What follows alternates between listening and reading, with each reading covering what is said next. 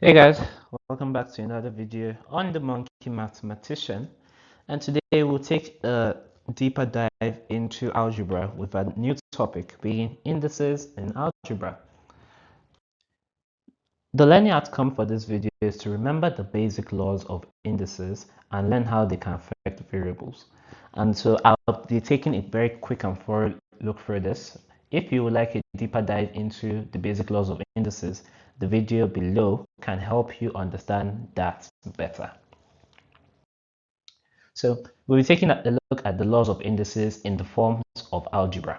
So the first law, and rather the easiest one, is multiplying the same base. And multiplying the same base means when expressions are multiplied and they have the same base, meaning that the base here, as I said, x, is the same. That means their indices can be added together. This can only occur when they have the same base and they're being multiplied. So x raised to power m times x raised to power n will then equal to x raised to power m plus n. So the two powers that are here come together and are added together. So the first example here we have is x raised to power 3 times x raised to power 4. What you can do is possibly just break it down as first. You can say x raised to power 3 is equals to x times x times x, and then you have times, and then you can then say x raised to power 4, which is x times x times x times x. Now if you do this normally, this can take a while, but in the end, 1 2 3 4 5 6 7, that's 7 x's, so that equals to x raised to power 7.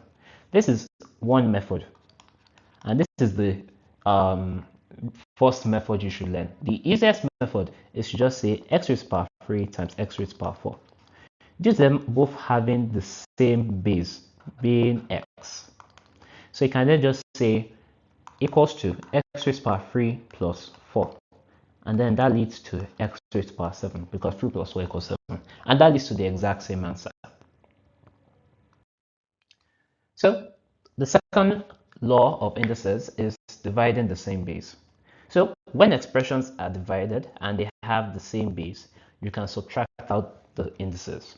So basically, when you are having an expression that has a base, numerator, and denominator with the same base and they have the same power, different powers or indices, then you can subtract out the indices. So the example here is x raised to power 5 over x raised to power 3. Now, the first method again is just breaking it out, or rather, x times x times x times x, then times x. That's 1, 2, 3, 4, 5, 5 x's, all over x times x times x, because that's how they are. Then you can just do cancel out here, cancel, cancel out here, cancel, cancel out here, cancel. We only have 2 x's remaining and they are multiplying each other. So x times x equals to x squared. The second method, as the law of indices here says, what we can do is that we can just say x raised to power 5 minus 3, and 5 minus 3 equals 2. So that's the same thing as x squared. Now the third law of indices, which is a simpler one, is any value that is either known or variable and that is raised to the power of 0 is automatically equal to 1. This can be seen in the case of 4 raised to power 0, that is 1. X raised to power 0, that is 1, as it's here. Maybe like y raised to power 0, that is also 1. Anything that you see that has a raised to power 0, either a known value like 1, 2, 3, 4, or a variable like x, y, z, if any of them are raised to the power of 0, they are automatically equal to 1. So the next law of indices is raising a power. So when raising a power to another power, you must multiply the two indices.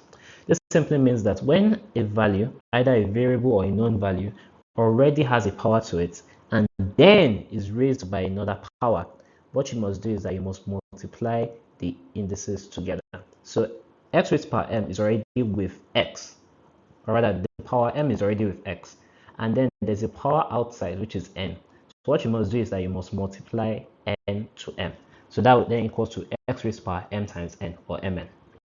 So an example here is 2x cubed, all into brackets, then raised to power 3.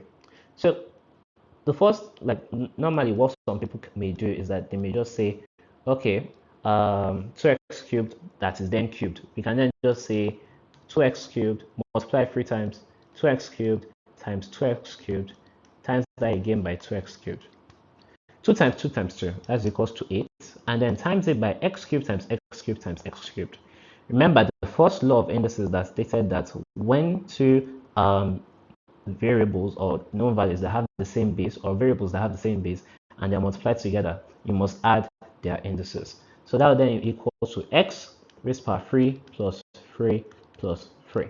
So then this will then equal to 8 times x raised to power 9, and then that equals to 8x raised to power 9. Now, if we are to follow the actual way, or rather the quicker method to solving it, we can just say 2x cubed. What we can do is that we can just take the 2, put that aside, and multiply it by its cubed. So 2 cubed, and then times that by x raised to power 3, then raised to power 3. This is the same thing.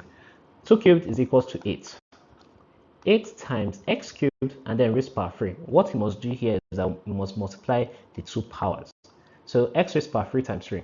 So that will then equal to 8x raised to power 9. And so that final answer will then equal to 8x raised to power 9, the same as the first method. The fifth law is negative indices. So when an expression has a negative index, is written as its reciprocal. Now, also negative index means a negative power. So it's written as its reciprocal. Reciprocal basically means that the opposite of the value of variable. So let's say we have 4. The reciprocal of 4 is 1 over 4. And in some cases, it will then also be minus 1 over 4. But the only reason why you will say the reciprocal of 4 is 1 over 4 is because when these two are multiplied together, they must equal 1. So a reciprocal of a value is the value that when multiplied with the original value, they both equal to 1. So that's basically just a reciprocal. Now after that, right, let's look at it in the case of algebra or variables. So x raised to power minus n, m, will then equal to 1 over x raised to power m. So you retain the power of the variable, which is x here, but then you change it, you do the opposite. So let's say it was even like 1 over x raised to power minus m. You do the opposite of what this is, and then you just say it's now equals to x raised to power m. That's how it will be. Now, an example here is x raised to power 3 over x raised to power 5. So this can simply be solved by just saying, with the second law of indices, which is dividing, we can say x raised to power 3 minus 5. And so this then equals to x raised to power minus 2. But then, because we have a negative reciprocal, sometimes you can leave it like this, but most times they want you to leave it without a negative reciprocal. So what you will do is that you then just turn it around. 1 over x squared. So that's how it would be. The sixth law of indices is fractional indices. And so an expression that has a fraction for a power is a root of the value. So when we have x raised to power 1 over m, in this case, it must equal to the root of x with m as the operator. It's just like saying x raised to power 1 over 2. So due to 1 over 2 acting as the power for x, you must change it into the square root of x. If it's x raised to power 1 over 3, it will then be changed to the cube root of x, and it continues on and on.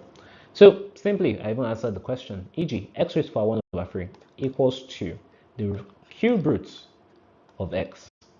You must always take the denominator, or rather the fraction, which is 1 over 3, and use it as the root of the value. If it was now like x raised to power 1 over 4, it must equal to the fourth root of x.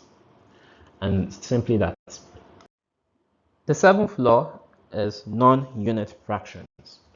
So indices may contain fractions like 2 over 3 or 4 over 5, And these are very different to the fractional indices that we saw in the sixth law. And so to understand this, we must first break it down. So do you remember the law where we said that when there are two powers that act on the base, we must combine, or rather we must multiply those two powers. So this is a good example of that. X raised to power m over n is a combination of x raised to power 1 over n and then m, because when you multiply m times 1 over n, it equals to m over n. So this is the combination of those two. So what we must look at now is how they affect x. So x has 1 over n, which is affecting it right now. So remember in the sixth law that we said x raised to power 1 over n changes it to a root. So we'll change that to the root of n that's affecting x. Let me change that so you can look better. So as the root of n is affecting x, we can then put a bracket in and then have our m acting outside. So basically, this will lead to the root of n acting on x raised to the power of m. So when you first solve for the root of x with the n, you must then use the power of m on it. So an example here is x raised to power 3 over 4. So x raised to power 3 over 4, we can break it down to say x raised to power 3 over 4 equals to x raised to power 1 over 4, then multiply by 3. I must go in this way. So x raised to power 1 over 4 times 3. So we can then do the root of 4 on x, and then into brackets cubed. So that's basically how it is. So we're going to look at something different to the laws of indices, and this is kind of an example of a question that you may see. So we're looking at finding the value of an index. So in some questions, you may be asked to find the index of a base. For example, we have this simple question that's called 2 raised to power x equals to 16. Normally, they will ask you to find x, etc. That's basically what we're looking for here. So what you must do and what you must understand is that 16 is a power of 2. In the sense that when you multiply 2 by itself over and over again, you will reach 16. So we need to change 16 to a power of 2 so that we can break it down and understand. So here we can clearly see that 2 raised to power x equals 2 raised to power 4. The reason why it's 2 raised to power 4, I changed it to x. The reason why is because 2 raised to power 4 is equals to 2 times 2 times 2 times 2. And 2 times 2 is 4. 4 times 2 is 8. 8 times 2 is 16. That is the same. And then after we have reached this point, we must then know that when the same bases are on both sides of the equal sign, we can cancel them out. This only works if both of them have the same base, and the same base here is 2. So we can cancel out the 2's that are here, and then we can just say x equals to 4. This only works when they are the same base. And so the first thing you need to know, we must change the value that is on the opposite side of the power that we're looking for, and we must change it to an index that has the same base as the power base. And after that, we cancel out the bases and then we sum it together. So here are some examples that we'll take a look at. You can pause the video to try them out yourself. So we're going to speed through them. The first example is 3x cubed times 4x raised to power 4. What we can do is that we can first put them aside, number to number, base to base. So 3 times 4, and then we can multiply that by x cubed times x raised to power 4. 3 times 4 is 12, and then we can say x cubed times x raised to power 4. Remembering the first law, we can then say x raised to power 3 plus 4. So 12 times x raised to power 3 plus 4. 3 plus 4 is 7, so that then equals to 12x raised to power 7. So that's your answer for that first one. The second question is 8x raised to power 6 over 2x raised to power 4. So 8x raised to power 6 over 2x raised to power 4. I don't even need to write that out. We can again space them out. So 8 over 2, and then times that by x raised to power 6 over x raised to power 4. Remembering that x raised to power 6 over x raised to power 4 uses the second law. which is then going to be this division. So when they're both being divided, we can minus out the powers because they have the same base.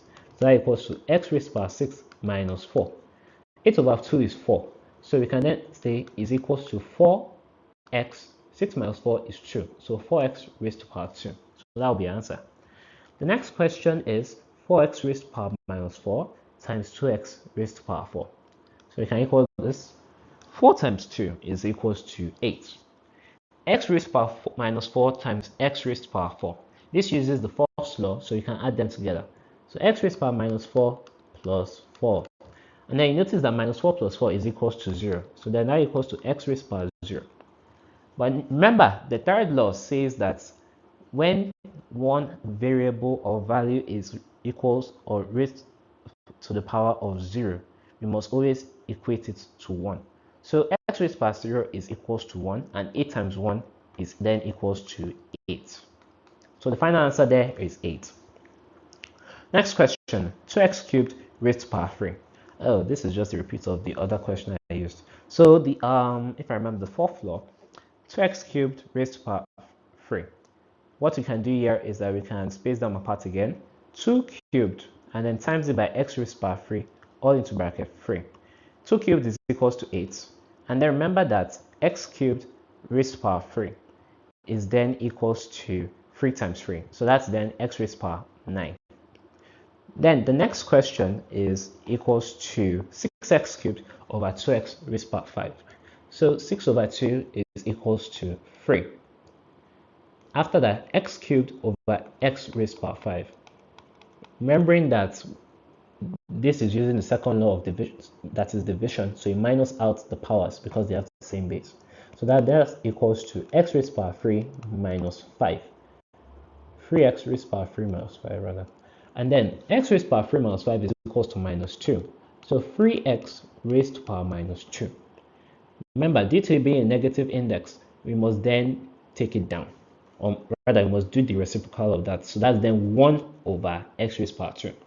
So that's then equals to 3 times 1 over x raised to the power 2. And that then equals to 3 over x raised to the power 2. Then the last question is then going to be the roots or cube roots of x times the root of 4 of x cubed. And so what we can do here is that we can first change them to normal index form. So the cube root of x is the same thing as x raised to the power 1 over 3, because 1 over 3 is the same thing as cube roots. And then we can multiply that by, firstly, we know that x is the base, so we can say x. And then we know that the root of 4 is acting on it, so we can then say 1 over 4. So x raised to the power 1 over 4, but we're not done. Remember that we have that power that was acting on its inside. So we can then say all raised to the power 3. So then after that, we can then just do x raised to the power 1 over 4 times 3.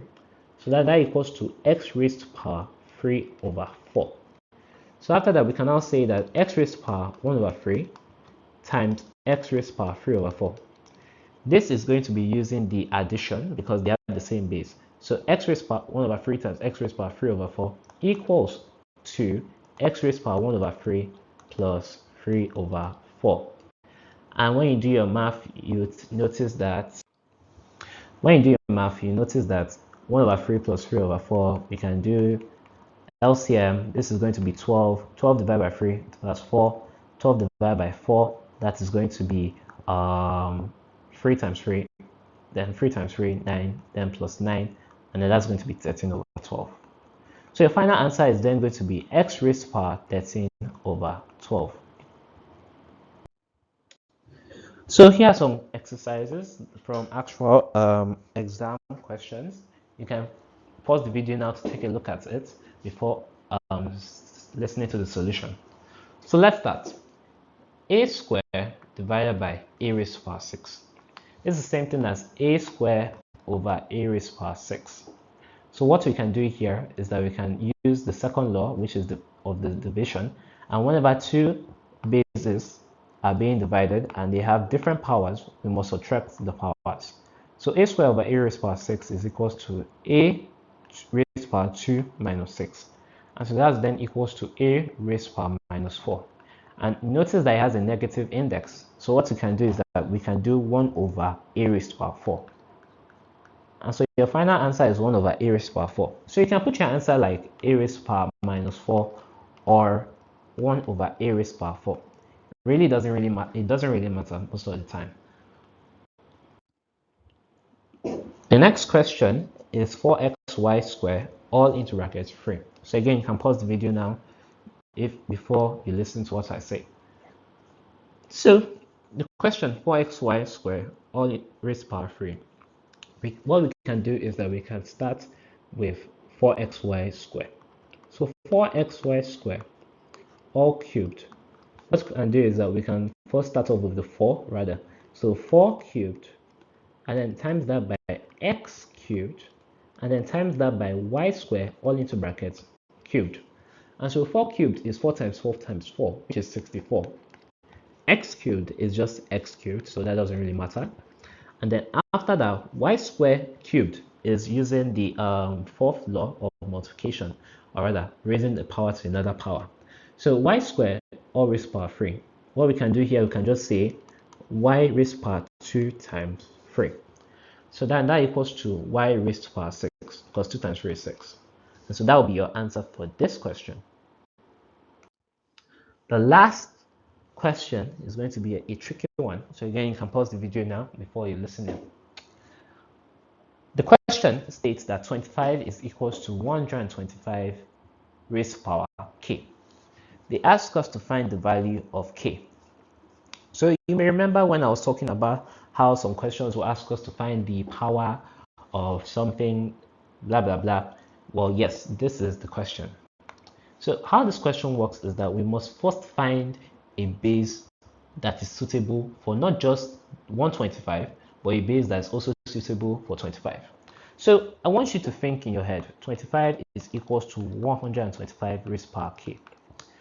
So I want you to think in your head, what does 25 and 125 have in common that makes them basically similar to each other but also different? And I also want you to think of what power, or rather what base do both of them have in common? That's a better way to say it. So I believe I've given you enough time, but both of them have the base of 5. So 5 squared is equals to 25 and 5 cubed is equals to 125. So what we can now do here is that we can now substitute 5 squared for 25 and substitute 5 cubed for 125. So we can now say 5 squared is equals to 5 cubed, but remember there's k, so 5 cubed into brackets of k. And just like how the fourth law of multiplication, or rather power to power goes, we can just say 5 cubed, so 5 raised to power 3 times k, so 5 3k. So then 5 squared is equals to 5 raised to power 3k. So now that we have seen this, what we can do is that same bases can cancel out. So 5 here can cancel out 5 here. So the remaining part is 2 is equals to 3k. Now to find out what k is, 3k is equals to 2. Divide everything by 3. You have to always make k by itself. 3 cancels 3 here, and then k is now equals to 2 over 3. So how you understand this question is by finding a base that is suitable for both left and right side of the equation. By doing this, you are able to understand that when you finally find the base that is equal to both of them, you can then cancel out, so you can find out the power. Note, the bases must be the same. So bases must be same before you cancel out. If not, you're going to lead to an error. So with that being said, I would like to thank you all for listening to this newest video of the Monkey Math. Thank you for enjoying. Thank you for also staying for this long to understand more of indices. With that being said, you can look at my other video that dives deeper into the laws of indices as well with powers and roots. So thank you all. Enjoy yourselves and bye bye.